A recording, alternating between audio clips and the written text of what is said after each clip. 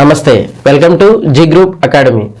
ఈరోజు మనం ఆర్టికల్ 125 గురించి తెలుసుకోబోతున్నాం. ఈ ఆర్టికల్ 125 దేని గురించి చెప్తుందంటే, ఎవరినైనా ఒక అధికారిని నియమించిన తర్వాత ఆయనకి ప్రభుత్వం కొంత శాలరీ ఇవ్వడం కానీ, అలవెన్స్ ఇవ్వడం కానీ, ఇవి కొన్ని ఉంటాయన్నమాట.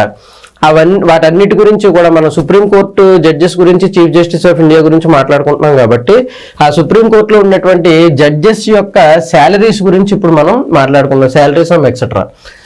ఆర్టికల్ 125 ఆఫ్ 1 ఏం చెప్తుందంటే, క్లాజ్ 1 ఏం చెప్తుందంటే, జడ్జెస్ ఆఫ్ సుప్రీంకోర్టు యొక్క జడ్జెస్ యొక్క శాలరీస్ ఏవైతే ఉన్నాయో ఆ శాలరీస్ అన్నీ కూడా ఎవరు నిర్ణయిస్తారు అంటే, పార్లమెంట్ ఒక చట్టం తయారు చేస్తుందండి. పార్లమెంట్ ఒక చట్టం తయారు చేసి ఆ చట్టంలో పొందుపరిచినటువంటి శాలరీ మాత్రమే సుప్రీంకోర్టు యొక్క జడ్జెస్కి ఇవ్వాలి.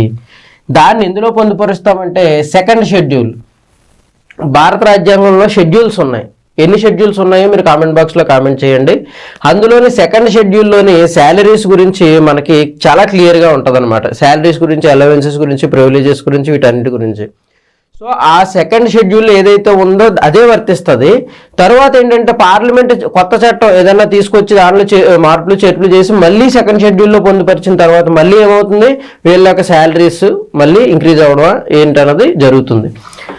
ఆర్టికల్ 125 ఆఫ్ క్లాజ్ 2 ఏం చెప్తుందంటే, జడ్జెస్ ఆఫ్ సుప్రీంకోర్టు యొక్క ప్రివిలేజెస్, అలవెన్సెస్, హౌస్ రెంట్ కానీ, లేదంటే ఒక క్వార్టర్స్ ఇవ్వడం కానీ, వాళ్ళకి ఒక కారు ఫెసిలిటీ ఇవ్వడం కానీ, ఫుడ్ ఫెసిలిటీ ఇవ్వడం కానీ, ఇంకా చాలా ఉంటాయి అన్నమాట. ఈ అలవెన్సెస్ అన్నీ కూడా పార్లమెంట్ చట్టం తయారు చేయాలి. చట్టం తయారు చేసిన తర్వాత మాత్రమే సెకండ్ షెడ్యూల్లో పొందుపరుస్తాం. రాజ్యాంగం అమల్లోకి రాకముందు సెకండ్ షెడ్యూల్ ఏవైతే పొందుపరిచావో వాటి ప్రకారం జరిగిపోద్ది.